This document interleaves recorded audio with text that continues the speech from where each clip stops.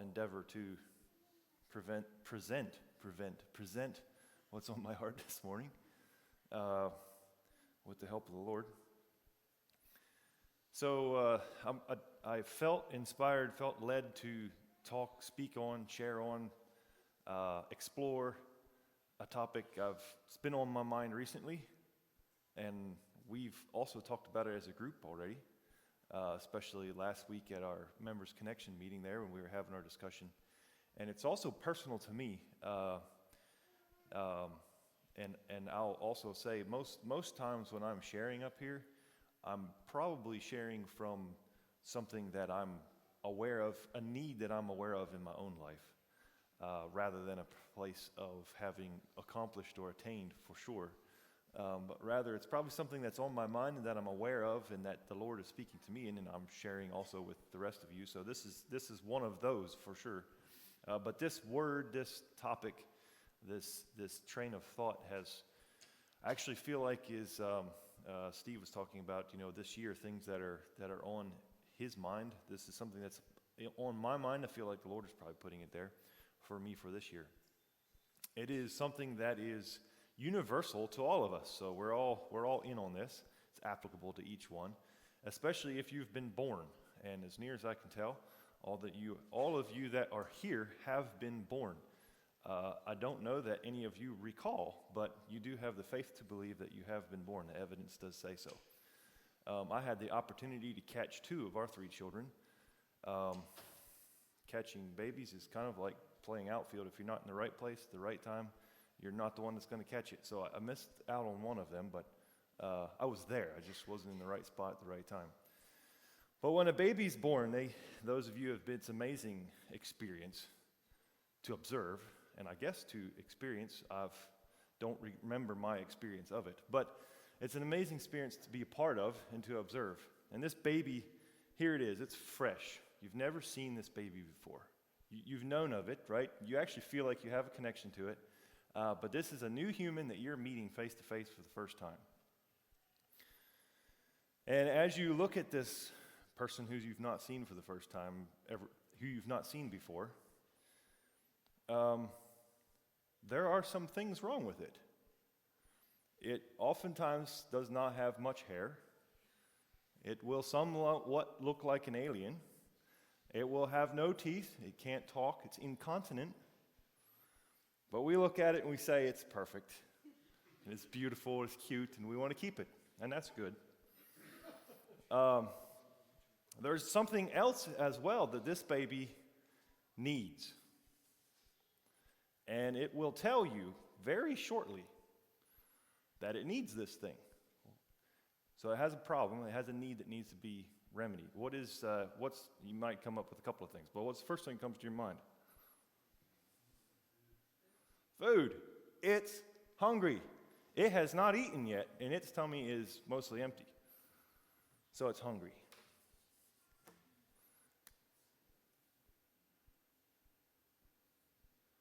I was expecting that to be blue because it was packaged blue, and my eyes are telling me that's not blue. So it's hungry.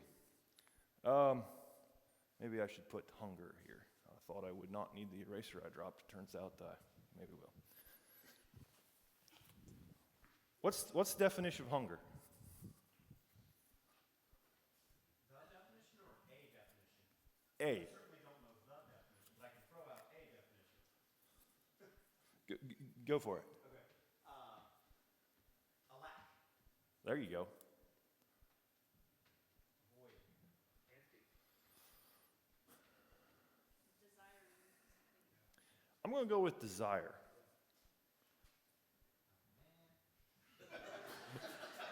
Sorry, Steve.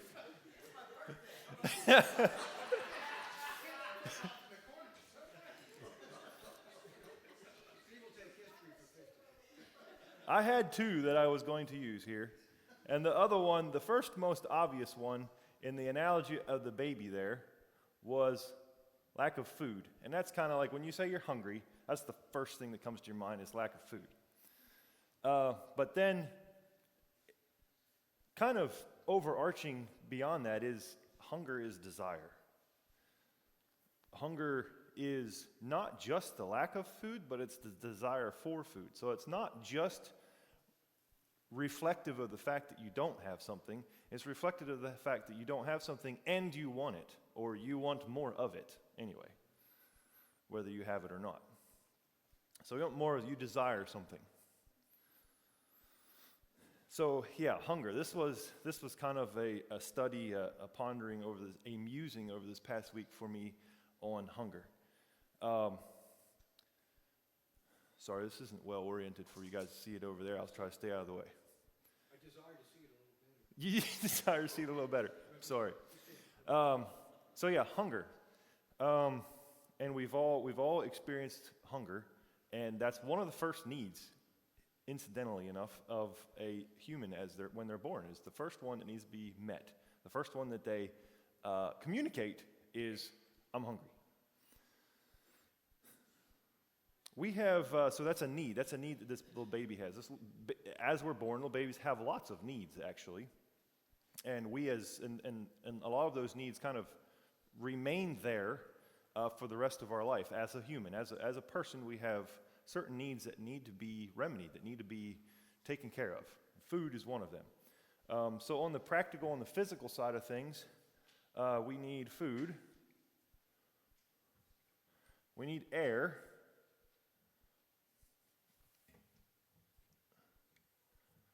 We need water, and we need shelter.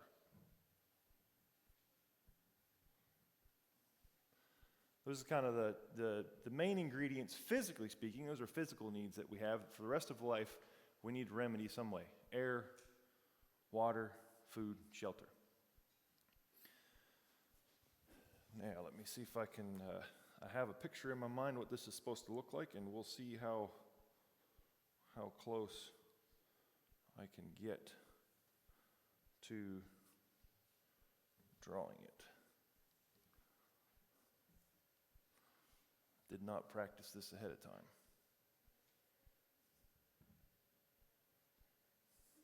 There he is. It's my stick figure. It's a turtle. Wasn't supposed to be a turtle. We have some other needs beyond just physical needs, right? We have emotional needs, and how was I going to represent those? We need to feel loved, and these are like really boiled down. You could add a lot to these, so these are like really condensed. You need to feel a sense of belonging, or connectedness, and purpose. Would be some emotional needs that we would have. And then also I want to add in here kind of more on a spiritual side. As we become adults, even children quickly, actually that infant and that baby, really quickly, these emotional needs also need to be met, especially the loved and the sense of belonging as that child begins to age, begins to mature, begins to grow up a bit.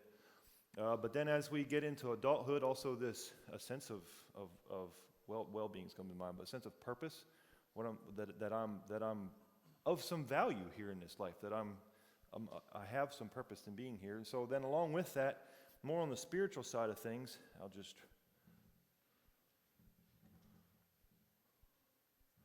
emotional and more spiritual on this side. Where did I come from? These are the kind of the universal questions of life. So we'll just shorten that to where from. Why am I here? And we'll shorten that to why here. And then also, where am I going?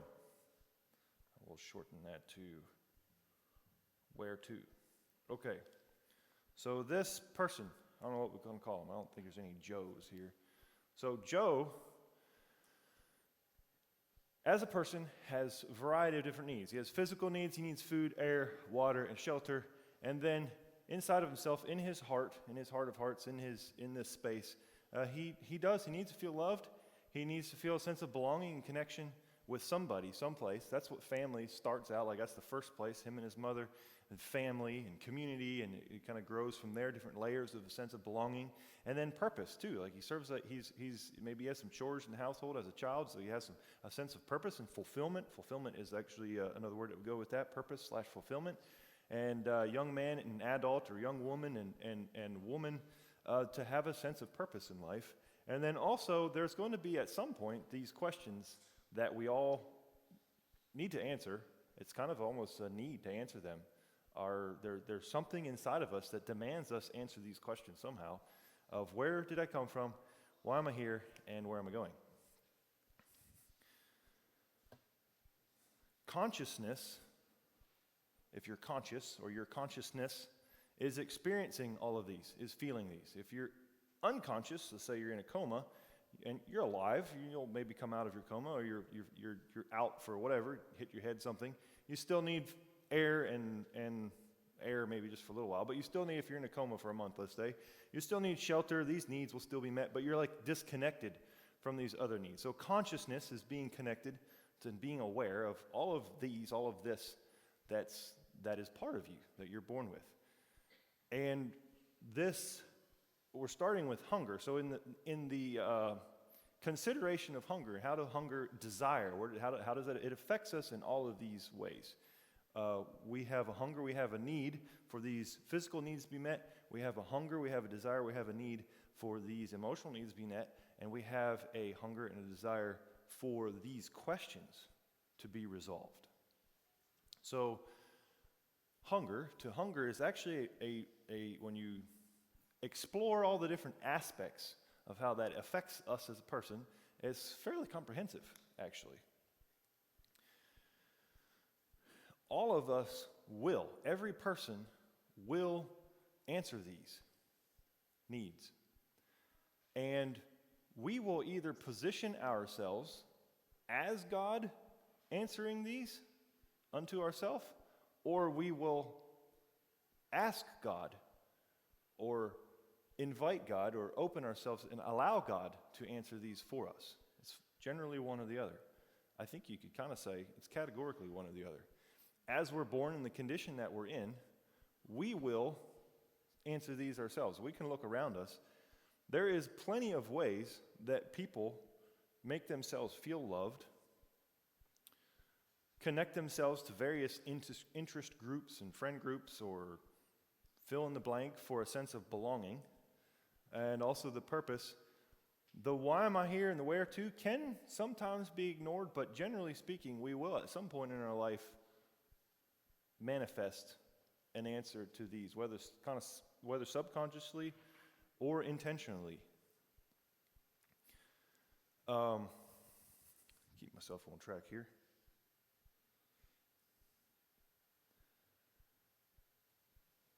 If we don't recognize the God of heaven, if we don't connect with God to answer these, we'll essentially position ourselves as God to answer these.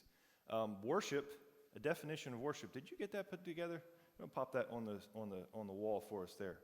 So this is kind of a little bit of an expansion on a definition of worship that I thought we'd take a moment to look at. So worship is showing deep reverence, love, and adoration or regard for someone or something considered divine or supremely important, often involving acts of praise, prayer, and devotion, but extending to one's entire life, expressing ultimate value and submission through actions, thoughts, and obedience. So that's worship. You can go ahead and keep it up there for a moment. If you pick out a few words here, worship, on my paper I have them highlighted here, but worship and regard. So worship as a definition is to regard something supremely important, praise. So there we kind of like picked out a couple words, but those are in there. And can you think of anyone around you in culture and society today that regards themselves as something important and in praise?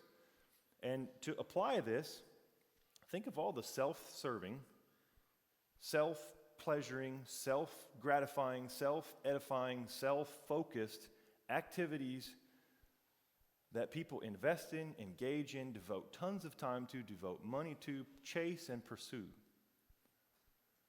without turning and acknowledging Christ, we tend to, our default is to regard ourselves as something pretty important. And obviously there's a balance in here, but because we do need to regard ourselves and have a proper identity, but then that's not the side of but this unhealthy, this imbalance, this natural default we have to serve ourselves, to please ourselves, to live for ourselves. That's the natural default, and that's the manifestation, essentially, whether subconsciously, really, most likely, for most people, they're posturing themselves as the God of their life, as the most important part of their life. And they're defaulting to that by answering these questions to themselves by themselves. Again, probably unintentionally, like that's our default. That's our human nature default. I mentioned when we were here, and this is kind of like the expansion of this hunger that we universally have. I mentioned in the last conversation we were having here last Sunday evening, that hunger is something, and maybe even Sunday morning I mentioned it briefly. Hunger, the hunger that I feel like God is drawing my attention to is a hunger for Him, a hunger for relationship and a hunger for God. And there's this hunger that we are born with. We're born with a hunger that it will always be there. It's a drive, it's a push. And this is, by default, this is what it looks like. It's a self-serving. We will feed that hunger with our own devices, with the things that, and if you look around us, this world, it seems like more than ever, is packed with stuff to feed that hunger with, is it not? I mean, it is in the palm of your hand. Constantly. Huge variety of things to feed that hunger with. To feed that, you know how when you're hungry, you feel a little bit of a gnaw, you want a snack. You just kind of want to like make that feeling kind of pacify it a bit, right? There is never, I don't feel like we've ever been exposed to the amount of things to be able to feed that hunger with. So that hunger is there. And it's a universal thing that we will have. There's a sense in which, and I think this is challenging to me, because part of me is like, well, I want to learn, or I want to conjure up more hunger for God. And the reality is that maybe I do need to do that, but I think the challenge that I'm feeling is that maybe actually I just simply need to do better and be more intentional at channeling the hunger that I have to God, because it's already there. And I'm already experiencing that and maybe feeding it with something that I could, I could decouple it here and here's another area I could decouple and it's already there. It's not, this is maybe the challenge that God is giving me, but maybe it is a muscle that I need to strengthen, but it's also a muscle that I need to be real intentional to apply in the right direction. And again, there's never been a time in history, I don't think, to find places where that hunger is coupled to non-productive areas, and maybe even to unproductive areas, because it's just easy. So intentionality to the hunger that I have, that God, this thing that is within me, to be intentional, to decouple it where it needs to be decoupled, and couple it to God. And then in the process also exercise that and make it stronger.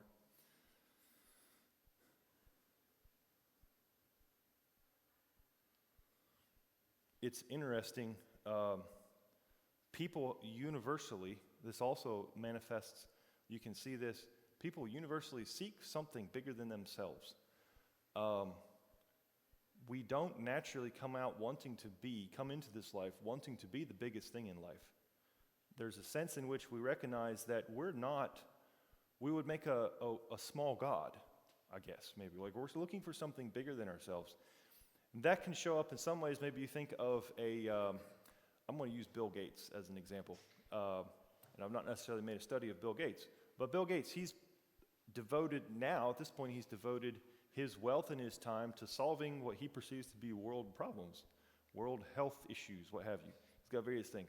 But it's a cause that he's devoted himself to. And you can think of various successful, influential people that you'll see that as a common thread. People oftentimes will find a cause to devote themselves to contribute towards, where they feel like they're a part of something larger. And even you can peel that all the way down to the 24-year-old who's living in his parents' basement, who has a very baseline job, may or may not even own but let's say he's a sports fan.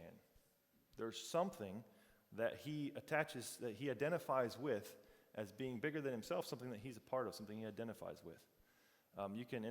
It can manifest in 1,000 different ways, but generally people will seek something larger than themselves again, there's that hunger, there's that need, and I'm not the philosopher to be able to break it, because you could spend a long time, I feel like, analyzing that, but that is a universal human bent, is to find something larger than ourselves.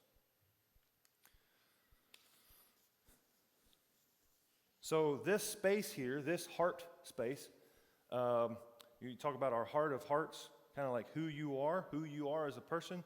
This is who you are as a person. This is who you're created to be. For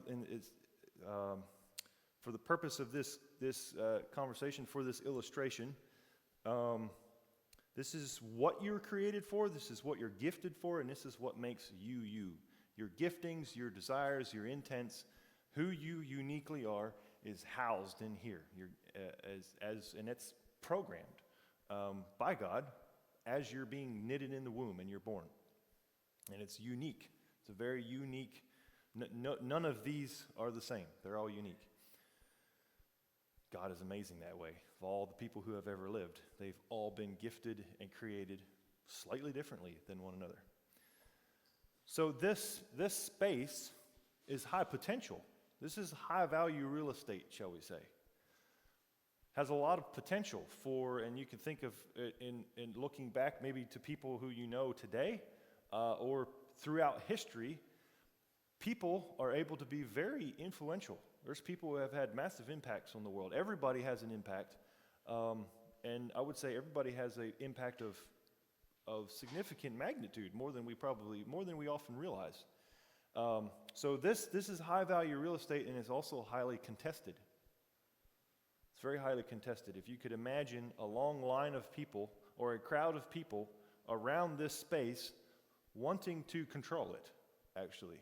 Wanting to control the airtime, wanting to control the airspace of this space of who you are. Very highly contested.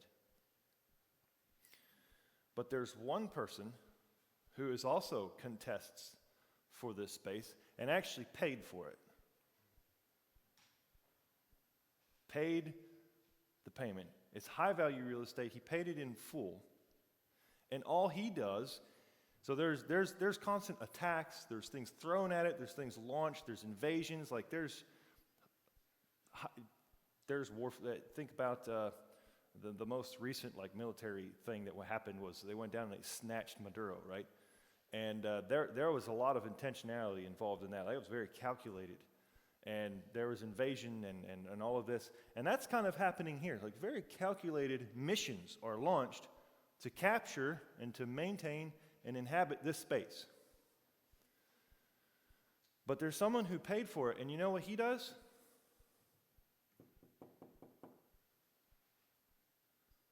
He just says, I'm standing there knocking. He died for the space, he paid for the space, but all he does is he knocks. Stands there and knocks. So again, as I'm pondering this, the challenge to me is the recognition that this takes some intentionality on my part to listen for that knock and open the door. And of course, all of us who have accepted him in, it says he comes in there and he dwells, but I think that little knock doesn't stop. Like there's a door here and there's another door, like there's compartments. Like this is a complex space in here, and he wants to inhabit all the rooms. And so, yes, I heard that knock, and I let him in. But it's like I don't just turn and pivot from that and say, okay, I heard the knock now. But I think we always need to be hearing that knock. So my takeaway in that, and my challenge in that, is I guess it's sobering to me how there is so much contest for this space, and yet God stands there and knock, and I need to hear that knock in order for it to be effective, and listen for that knock.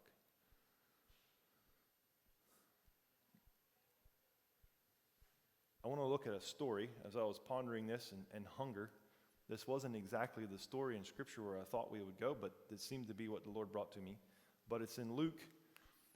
And the setting here in Luke is Jesus, he had the context, he had gone and it says he went into one of the Pharisees. It doesn't say it in Luke 15 here. It says in the previous chapter. He had gone into one of the prominent Pharisees' house to have dinner, to have lunch or evening meal, whichever it was. And he sat down, and as he's there, I guess he probably was the focus, or he was the center of attention because he was teaching. It's a kind of a unique setting in my mind. He wasn't out in a field, he wasn't in a mountain, he wasn't in his own space. He had gone into one of the Pharisees' houses, political, religious leaders of the day, and he starts to tell some stories and teach some parables. And the theme here is he's demonstrating how God, he himself, God the Father, pursues, values, loves, cares for people at an individual level. The parable right before this story that we're going to look at here in Luke 15 of the prodigal son, we're going to start out in verse 11. Right before that, he talked about the lost sheep. We all know the lost sheep. There was 99, and there was one missing. And so God goes and hunting and looking and pursuing and finding this one lost sheep. Also, I think the previous chapter, if I'm not mistaken, was the parable of the widow who lost a mite, lost a piece of money. And she searched and searched and searched and searched her whole house looking for this, and she found it. So this is the kind of it seems like Jesus is using this moment to really illustrate and drive this point home. Now we get to the parable of the prodigal son. And we'll look at the first 3 verses here of the story, 11 through 13. So it says here, to illustrate the point further, and I already explained what the point was there, Jesus told them this story. A man had 2 sons. The younger son told his father, I want my share of your real estate now before you die. So his father agreed to divide his wealth between his sons. A few days later, this younger son packed all his belongings and moved to a distant land, and there he wasted all his money on wild living. Now, Jesus did a really good job of telling stories that would have generated shock and horror to the listeners, especially a story like this. This, if you really break it down, especially in their culture, in their society, this would have been a very shocking and terrible situation. And it actually, even today, if you stop and think about it, if a son comes to his father and says, I'd just kind of rather if you'd be gone so I could have your money, do you mind actually just giving your money to me now, my portion of it? Like, it's the ultimate disrespect. I don't know, that's just not, there's nothing good about that situation. And this father agrees to do it. Like, not only is it kind of ghastly that his son would make this request, but then it's even more shocking that the father would agree to it. It's like, I'm sure he didn't say, sure, but he agreed. He said, okay, I'll do that. And so he does. And then it even gets worse. This son with whatever, if this was a landowner in these days, this was a wealthy family. So by comparison, this son, all of a sudden now, he was walking around with $10 million or a couple $1 million in his, probably not in his pocket, we'll say in his account. Because a landowner, he and sheeps and whatever was all involved that were sold to liquidated so that he could have his portion. This kid's got a lot of money. And so he takes that money and he leaves and he spends it on riotous living. Like, it's just getting worse by the minute, right?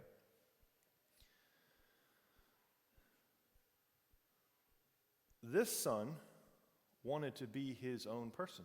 He wanted to live for himself. Remember, we were talking earlier about how by default we answer these questions and essentially position ourselves as God and serve ourselves, that was this son. Like textbook, that's what he's doing. He goes out and he does exactly that. And he spends his money in ways that probably makes him feel loved, gives him a sense of belonging. Probably not so much purpose. Probably gonna fail on that one. But we've seen this happen, or we've done it enough ourselves. We know what that cycle looks like. So that's what he was doing. He blew all his money on that. It's interesting to me, as I was pondering this, we'll assume, for the sake of this story, that the father loved his son well before this, because the father is a type of God. So we could say, well, maybe the father was abusive father, and that's why the son left. And after the son left, in those years following, the father had a change of heart, and when his son came back, then he was ready to receive him. He was really excited to see him back. And so that's kind of gives some understanding as to why the son would have left. I don't think it's actually fair to conjure up that, because God is the father here, and his love is always good. So that wasn't what it was. This son was in the presence of his father's love the whole time. And yet, he chose to leave it anyway. Which is a little sobering to me, because we would like to think that, well, if you're experiencing that, you're just going to stay there. But no, for some reason, he did not receive that. And actually, I think we can't fault him too much, because as humans, we do the same thing. You can go all the way back to the garden. Adam and Eve have the perfect situation, and they messed it up, and they left it. And it's probably fair to say we would have all done the same thing. And if we really are honest with ourselves, we have done the same thing at times in our life where we had the perfect situation and we left it anyway.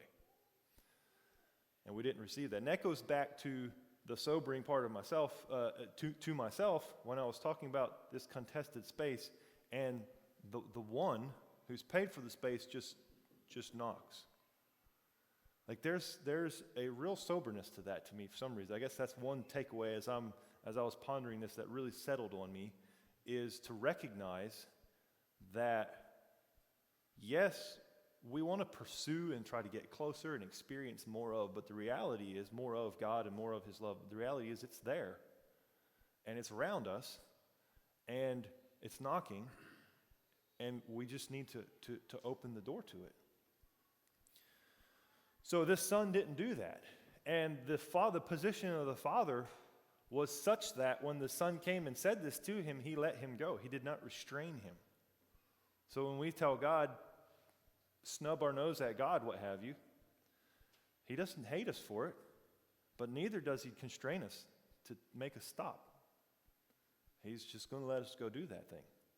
So the son, he leaves and he does the thing. And picking up where we stopped in verse 14, about the time his money ran out, a great famine swept over the land, and he began to starve. He persuaded a local farmer to hire him, and the man sent him into his fields to feed the pigs. The young man became so hungry that even the pods he was feeding the pigs looked good to him, but no one gave him anything. When he finally came to his senses, he said to himself, "At home, even the hired servants have food enough to spare, and here I am dying of hunger. I will go home to my father and say, 'Father, I have sinned against both heaven and you. I am no longer worthy of being called your son. Please take me on as a hired servant.'" So he finally came to his senses, and he said, "You know what? This is ridiculous. I'm miserable. I'm hungry. I'm starving. I have nothing. My father's servants have more than this. Surely I can go back and at least be a servant." Now, the fascinating, something I recognized in this storyline that I hadn't really thought about before, was that just as it wasn't God's love that kept him there, neither actually was it a recognition of his father's love that brought him back. It was coming face to face with his needs and his lack. Being driven to his needs from lack, from brokenness, was the thing that caused him to recognize that, you know what? I need something else. What I'm doing is not working. I can recognize that pattern in my life, I guess, a few times. Again, it's recognizing God's love will not force us back. That's something that we have to hear and intentionally choose. The only thing that will force us back to God is recognizing our need and our lack and our total inability to be able to meet our own needs. And I spent a little bit of time in the beginning here talking about what these needs are. It's our recognition of our inability to meet those needs and to recognize that, you know what? Someone else is able to answer, to meet, and supply these needs. So he goes back, picking up again here, and we're going to finish with through verse 24. So he returned home to his father, and while he was still a long way off, his father saw him coming. Filled with love and compassion, he ran to his son, embraced him, and kissed him. His son said to him, "Father, I have sinned against both heaven and you. I am no longer worthy to be called your son." But I think his father probably stopped him right there, mid-sentence. But his father said to his servants, "Quick, bring the finest robe in the house, put it on him, put a ring on his finger, and get a ring for his finger, and sandals for his feet, and kill the calf we have been fattening. We must celebrate with a feast. For this son of mine was dead and has now returned to life. He was lost, but now he is found." So the party began. Now Jesus, as he's telling the story, he is not ceasing to add shocking elements to this story. I'll take just a minute here to flesh out this context. Of course, we know what the ring is. The ring is like that was giving him a blank check, as it were. That was giving him the family checkbook. The ring was what they used to see if they go into town, they make a deal, they go to the bank, they borrow for a piece of land. How are you going to sign? How are you going to pay for this? I have this ring. Oh, that's the Levi's ring. And you stamp that in the clay, and now we know that the wealth and the financial power of the Levi family will pay for this piece of land. Like that's where it's like that was the authority of the ring. The ring carried a lot of authority. That was not just a casual ring, shall we say. And of course, the robe, that was also kind of an identity thing. So backing up a little bit, their culture was very clan, strong group culture is a technical term. And you did not disrespect the family. You did not bring dishonor on the family. Cultures like this is where honor killings happen, to where if you do something that brings a blight and a bad name to your family, if it's bad enough, that family, even though you're a sibling of theirs, they'll eliminate you because it's the honor of the family is a really big deal. And also, wealthy, more than likely, or this was a wealthy people. They would have the commoners. They would have, I don't know what they would have. Their robes were pretty. They had to make their own fabric, right? So they'd have whatever cheap fabric looked like back in those days. Probably was pretty rough stuff, like at least burlap, maybe rougher. I don't know. And that's probably what they wore. But if you were wealthy and you had enough resources to be able to pay someone to spend a lot of time weaving a fine piece of material and making yourself a robe, if you're wealthy, you would wear, like that was a sign, wearing a robe was a sign was a sign of pretty strong wealth. It was maybe equivalent to driving a high-end luxury car today, was wearing a fine robe. And they would have these robes to where they just kind of glided off the ground, like the original hoop skirt, as it were. The robe glided off the ground just about an inch, and when they would walk, they would try to walk in a way that the robe just kind of just floated over the ground. You didn't see their feet, like they weren't having to run. It would actually be considered dishonor to have to run and hitch, because workers, when they worked, they would hitch this thing up. They had some trousers on underneath. They'd hitch this up and they'd be working, and that was commoner. But if you were wealthy, you didn't do that. You were never in a hurry. You just always walked around like that. So honor was a really, really big deal. And so in the beginning of this story, when God says that this son came to his father, this wealthy landowner, and said, "I want my inheritance," more than likely the assets weren't liquid. they needed to be liquidated. So we had to sell some sheep, we had to sell some land, we had to sell some camels, what have you. And so when wealthy father goes into town to the town leaders, they all gather at the gate, whatever. He says, hey guys, I've got 100 acres for sale. Is anybody in the market? And I also have 300 sheep. Is anybody in the market? Like, what's going on? Why are you doing this? Well, my son wants his inheritance, and I need to liquidate some resources to give it to him. Just sharing that detail, the dishonor that would bring to your family would have been shocking. And I'm sure they would have tried to talk him out of it, but he goes through it and he does it anyway. So already there's this commitment on the part of the father to go through this thing, to go through with this request of the son. So it would be enough to just for him to go ahead and do that and let him go and then be done with the story. Like, we've already created enough shock and all.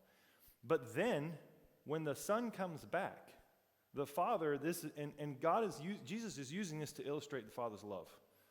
I know this parable as to really be a demonstration, an illustration of the kind of love that the father has for each one of his prodigal children, which I am also one of, or was. Because whatever the time had passed, when he saw, and in these days they were probably good at recognizing someone way, way off because they didn't have cell phones, they didn't communicate ahead of time. It's like, hey, I'm coming into town, GPS says I'm going to be there in an hour and a half. You didn't have that luxury, and so they would have been really good at like knowing someone's gait, recognizing that, hey, I think that's so-and-so coming over the hill there a mile or two out or whatever it was. And so that was the case. His father, and you can imagine, I don't know if he constantly, every time he went out of his door, checked down the valley over the hill to the road coming into town to see if his son was coming back or not, the same road he watched him walk away on. But one day, he's like, I recognize that figure. And he runs. And remember, wealthy people aren't supposed to run because that brings, that's dishonorable. But he hitches up his road and he runs to meet his son. And you can imagine as he's running through town and people are asking, like, what's going on? Like, this is significant because here's this man hitched up his robe and he's running. He's like, my son's back. And this happens. He hugs him. He welcomes him back.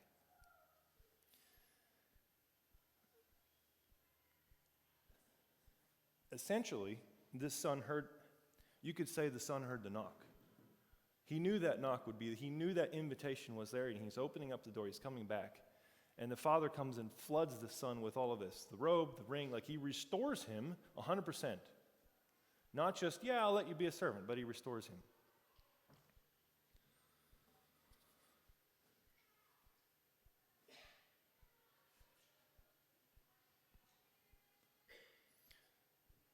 Let's finish the story. I said we're going to end at 24, but actually I want to finish this here, a couple more verses. It says that, meanwhile, the older son was in the fields working, and when he returned home, he heard the music and the dancing. Like this was a racket. He heard all this happening. He asked one of the servants what was going on, and he was told, your brother is back, and your father has killed the fatted calf, and we are celebrating because of his safe return. The older brother was angry and wouldn't go in. His father came out and begged him, but he replied, all these years I've slaved for you and never once refused to do a single thing you told me to. And in all that time, you never gave me even one young goat for a feast with my friends. Yet, when this son of yours comes back after squandering your money on prostitutes, you celebrate by killing the fatted calf. And his father said to him, look, dear son, you've always stayed by me, and everything I have is yours. We had to celebrate this happy day, for your brother was dead, and he has come back to life. He was lost, but now he is found. The thing that the younger son, that got the younger son into this predicament, into this poor place in life of riotous living and the worst of the worst. Think of somebody that you know in your life that's making really poor choices in life, that person. The thing that got him there was not connecting with, was not turning this hunger, this need, and connecting it with his father and his father's love.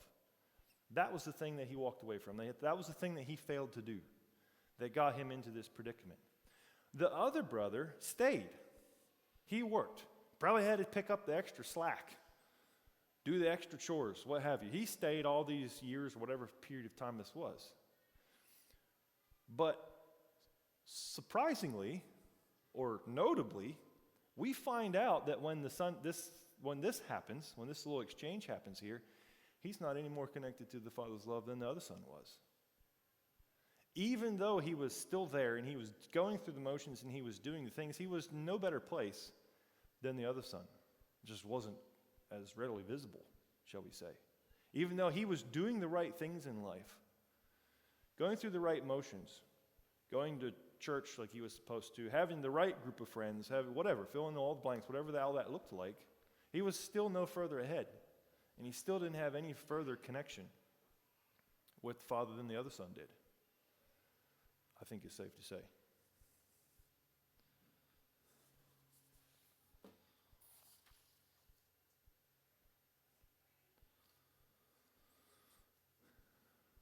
So, wow, it's time to close.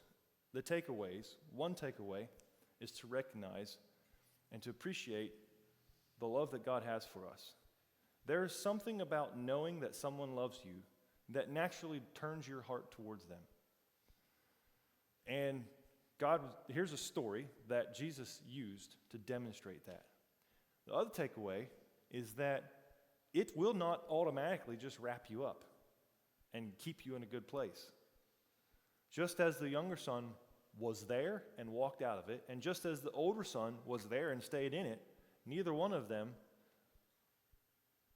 was effective or was intentional about connecting these needs, turning this hunger to and connecting it with their Father and his love for them. And in the relationship then that would have ensued from that, of the communion, because that's what the Father wanted. The Father wants this relationship, this daily walking, this intimate, close relationship where there's communion, like there's dialogue back and forth, there's talking. He talks to us, we talk to him, we tell him about what.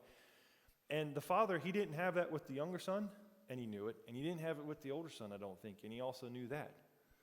And he was waiting for that moment to happen. And when he saw that younger son coming back, he knew that here was the start of that thing. This son was coming back for that. He was actually coming back to be that of a servant, but he was going to offer him so much more. And he knew that this son was ready to walk into that and was going to set aside, was going to turn all of the things, he was going to stop trying to answer and satisfy these needs with his own ambitions, his own desires, his own works, his own whatever, and surrender that to his Father. Connect those things to his Father. So we need to have another thing with hunger is appetite. And I think, so appetite is trained. Appetite is something that's very easily trained. If you tell me you don't like broccoli, what you're telling me is that you've not conditioned your appetite to like broccoli. Because broccoli is likable. You can like broccoli. I actually like broccoli. I like it cooked as long as it's not overcooked. And I like it fresh. I like me a broccoli salad. Like, you can like broccoli. Broccoli isn't that bad. And if you tell me you don't like broccoli, more than anything, you're telling me what you've conditioned your appetite for. If you tell me you like coffee, you're also telling me you've learned yourself to like coffee. Because that's an acquired taste. There's different things in life that are acquired taste. The challenge here is to me, I feel like the challenge that God has for me is to be careful about how I train my appetite, how I train my taste.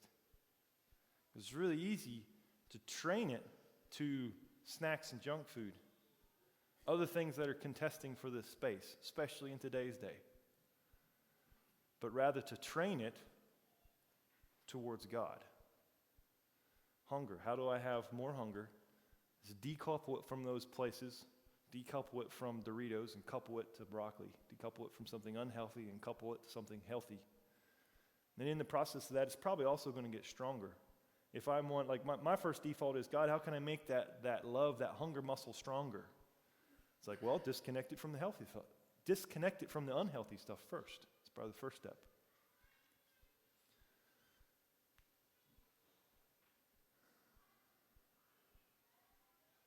So I think I'm out of time. I'll hang it up there. That pretty much communicates what I what was on my heart, what I feel like God is challenging me with, and really just the challenge that I wanted to pass on to all of you.